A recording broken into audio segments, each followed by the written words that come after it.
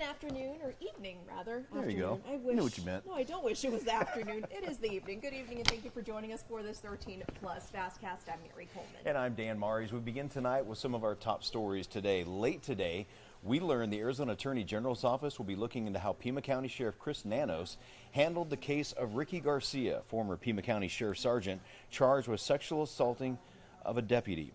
The Pima County Deputies Organization claims Sheriff Nanos placed a request for an internal investigation to be put on hold. Sheriff Nanos has said internal investigations don't usually happen until criminal investigations are finished. But Pima County supervisors had called for the investigation, and today in court, Ricky Garcia rejected an offer to plead guilty to a lesser assault charge in return for probation and no jail time.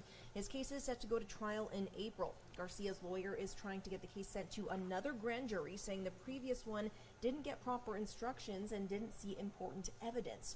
The sheriff's department terminated Garcia after he was accused of assaulting the off-duty deputy that was at a house party last year.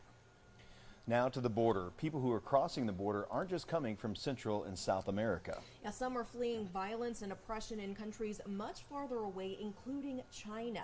Alexandra Rangel spoke with an immigration attorney to explain some of this trend. The United States was, is, and most likely will always be the beacon on the hill, the place where people seek refuge from oppression. Renata Castro, an immigration attorney in the East Coast, says many of the Chinese immigrants she works with see the political climate is driving them out of their country. The movement of Chinese individuals through the border is consistent with the situation on the ground in China. Less financial opportunities, and most importantly, a growing oppression by the Chinese government. Chinese immigrants often cross through the southern border to get to the U.S., but not before making it through the Darien Gap in Panama's jungle. AP reports Chinese migrants are flying to Ecuador and making the trek up through Panama and into Mexico. Panamanian authorities have tried to stop people from crossing through the jungle, but numbers have only grown, and Chinese migrants are the fourth largest nationality crossing through. Movement of Chinese individuals to the U.S.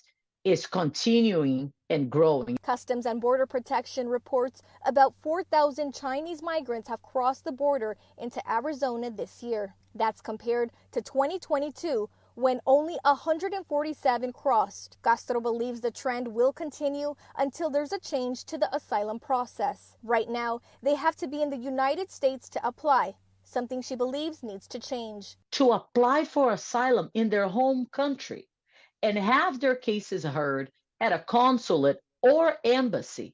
In Yuma, Alexandra Rangel, Arizona's Family. A DE agent killed in a confrontation on an Amtrak train in downtown Tucson was shot twice, and the suspect who died was on drugs. That's some of what we are learning from an autopsy report just released from the deadly confrontation in Tucson a couple of years ago. Now, this was the scene in October 2021 when those shots rang out in downtown again at the Amtrak station. The autopsy report says the suspect who opened fire, Darian Taylor, was shot 19 times and did have marijuana in his system. Investigators say the DEA was doing a routine check on the train when Taylor started shooting. Authorities later found 5 pounds of marijuana and 50 packages of edibles. Agent Mike Garbo died in this gunfire. A Tucson police officer and another agent were also injured, but they survived. A second suspect was sentenced to 10 years in federal prison in connection with this deadly shooting. Today, the yeas Senate are confirmed 95, three military the nays post are 1. nominees. The Admiral motion Lisa is agreed Franchetti to. was confirmed as Chief of Naval The clerk will Operations report on a the vote of nomination. 95-1. Nomination, Her confirmation Air had been Force. delayed by GOP Senator Tommy Tuberville's First appointment block as Chief on of military Staff and promotions. appointment to be General David W. Alvin. Over the Pentagon's policy on reproductive care. Today, the Senate also confirmed General David I know of no Alvin debate as on the Chief of nomination. Staff, as well as Lieutenant General Is there further debate? as Assistant Commandant of the Marine Corps. I know. If not, the question occurs on the nomination. Vacancies on the Joint Chiefs. Well, can you believe it? Christmas is 53 days away. Wow. The holiday shopping season is getting ready to go into full swing with the National Retail Federation releasing its sales forecast for the 2023 season today. Yeah, not surprising. Despite inflation, shoppers are expected to spend more than they did last year. Mike Valerio shares the best time to shop for some of those deals ahead of the holidays. And we'll give you a hint. The best holiday deals are expected to happen around 22 days from now. But this all matters because even though we're not feeling so great about interest rates and inflation, the economy is still roaring. 'Tis the season of spending, and despite concerns over the economy, the National Retail Federation says consumers are ready to spend big. NRF is forecasting that total holiday sales during the months of November and December could reach as high as $967 billion. The holiday shopping season keeps creeping earlier and earlier. This year, it's for a very practical reason. They want more time to find deals, and they want more time to really spread out that shopping. With inflation holding steady, NRF Vice President Catherine Collins says holiday shoppers are more price conscious. Shoppers are saying they will pull back in other areas in order to afford and prioritize their holiday shopping season. They will search for sales and deals and really look for ways to make every dollar count. And where are they putting those dollars? Gift cards were the top item that people said they were shopping for this year rather than specific products. Another big trend this season, beauty and self-care products, thanks in part to influencer culture. Shoppers are finding influencers and social media to be increasingly important when it comes to hearing about deals, but also discovering new products and things that they didn't know they needed. As far as deals goes, Kristen McGrath with Retail Me Not says Black Friday shopping is still the best bang for your buck. We tend to find the most deals and the best deals all concentrated around that one big weekend. And one more note about the numbers and the story that the numbers tell us, the growth in holiday spending. It's starting to come back to earth this holiday season. Growth for holiday spending was around 13% during the nadir of the pandemic, 2021. Estimates for this year are projecting between 3 to 4% growth for holiday spending. In Los Angeles, I'm Mike Valerio. All right, thanks, Mike. Ford is recalling close to 200,000 Mustangs. The recall is due to a brake fluid level sensor. It may not activate the visual warning indicator when brake fluid is low. The issue impacts 2020 through 2023 models. Ford says the fix is a software update that can be performed at dealerships at no cost to owners. The company plans to start sending letters to affected owners December 4th, so be on the lookout if you have one of these models.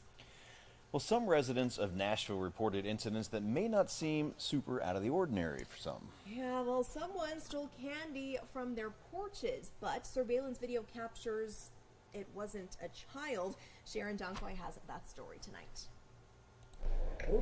You're watching someone step onto Janelle Winston's front porch Halloween night.